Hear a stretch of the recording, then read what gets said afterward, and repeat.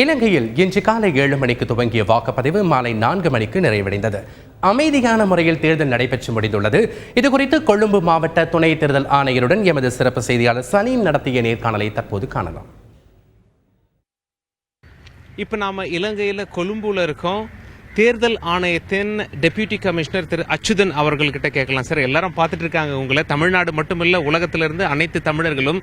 இலங்கையில் இன்று தேர்தல் எப்படி நடந்தது? வணக்கம். இதுவரையில் கொழும்பு மாவட்டத்தில் எனக்கு சகல தகவல்களும் கிடைக்கப்பட்டிருக்கின்றது. இங்கே எந்தவித அசம்பாவிதங்களும் பதிவு செய்யப்படவில்லை. மிக அமைதியான தேர்தல் நடைபெற்றிருக்கின்றது. தற்போது நான் இங்கே கொழும்பிலே கணக்கெடுப்புக்காக, அதாவது வாக்குகளை கணக்கெடுப்புக்காக ஒதுக்கப்பட்டிருக்கின்ற ரோயல் கல்லூரியிலே இருக்கின்றேன். எனது தலைமைச் செயலகத்திலிருந்து கிடைக்கக்கூடிய தகவலின் அடிப்படையிலே ஏனைய மாவட்டங்களிலும் சுகமான ஒரு வாக்குப்பதிவு இடம்பெற்றிருக்கின்றது என்ற தகவல்கள் கிடைக்கக்கூடியதாக இருக்கின்றது. அதாவது இப்போ கவுண்டிங் ஆரம்பிச்சிட்டாங்க, வாக்குகளை என்ன ஆரம்பித்து விட்டார்கள். இலங்கையில் அடுத்த பிரதமர் யார் என்று எப்பொழுது தெரிய வரும்?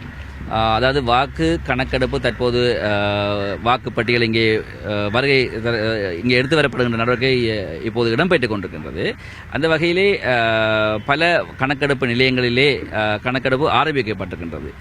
அதேவேளை இன்று மாலை 4:30 மணி அளவிலே தபால் மூல வாக்களிப்புக்கான கணக்கெடுப்பு ஆரம்பிக்கப்பட்டு விட்டது. அதற்கான முடிவுகளை ஓரளவு நாங்கள் இரவு 10 மணி அளவிலே எதிர்பார்க்கின்றோம்.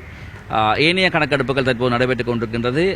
அதிகாலை அளவிலே பெரும்பாலும் கட்சிகளின் முடிவுகளை நாங்கள் தெரிந்து கொள்ளக்கூடியதாக இருக்கும். உங்களுடைய தகவல்களுக்கு மிக்க நன்றி சார்.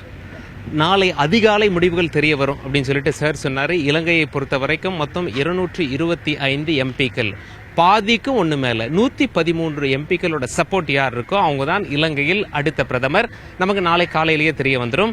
இலங்கையிலிருந்து தந்தி செய்திகளுக்காக கேமரா பர்சன் லூகாஸுடன் சலீம்.